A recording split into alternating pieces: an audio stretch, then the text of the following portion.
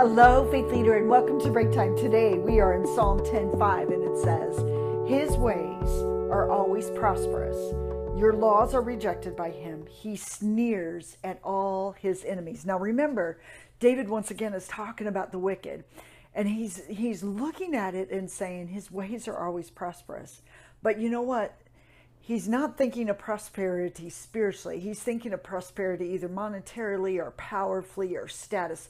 So it looks like in David's life there were wicked people whose ways seemed to be extremely prosperous. Means what they would seem to do would succeed. But here's what happened. The laws of God were not a part of his prosperity. So he wasn't prospering spiritually. He wasn't prospering, with eternity in mind, with eternal matters. He was prospering, in worldly ways. It looked like that this guy, this wickedness was succeeding. These people were succeeding, but yet in their succeeding, they had forgotten the laws of God. So David was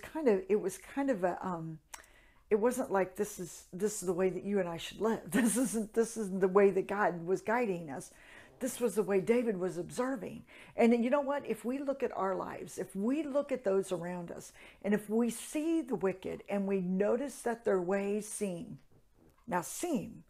prosperous, remember, if wickedness cast out the laws of God, which means they don't follow God, nor do they plan on following God, and they will step on their enemy, they will sneer at their enemy at all cost, they will use people to get where they need to get.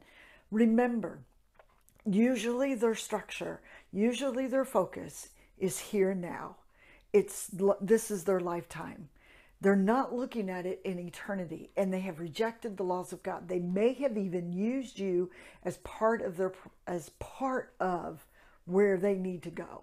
Now here's something I want us to keep in mind. The word succeed in life is thrown around frequently. I hear it frequently, and I'm thinking what worldly matters look like. Oh, that person is really being successful.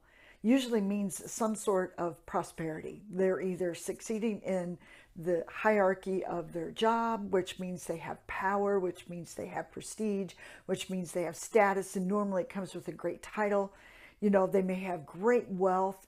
Be very cautious that you don't get pulled into that world system, because that world system will reject the laws of God to climb those ladders, to get to the places that they need to go.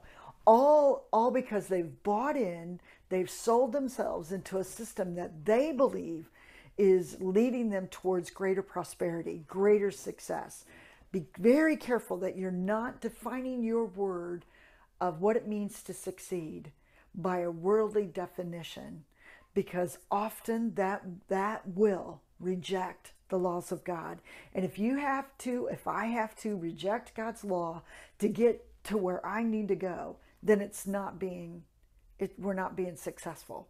No matter what anybody whispers in your ear or tells you, or how much money you've made, how many zeros are on your paycheck, that is not what it means to be successful. Because at the end of this life, we have to face eternity. And you know what? If we've rejected the laws of God here, what makes us think for 1 minute, 1 instant, that God is going to fly open the doors and welcome us with a warm embrace? Now, I don't mean that to sound like hellfire and brimstone. What I mean it to sound like is truth, because the world will tell you a lie of what it means to be successful. Be very cautious that you haven't bought into it at the expense of rejecting what God says is true. Have a very blessed day.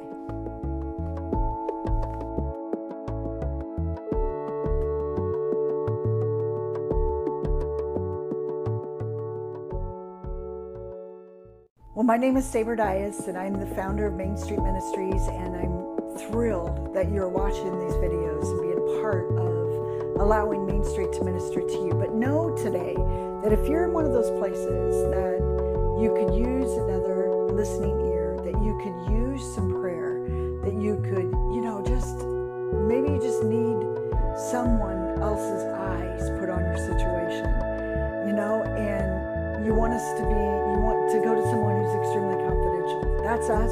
We're here for you. We'll listen. We may not have all the answers, but we can certainly point you in a direction, or maybe see something that you're missing, or maybe have some enlightenment or revelation that maybe God will speak to us. We want you to know that we're here for you,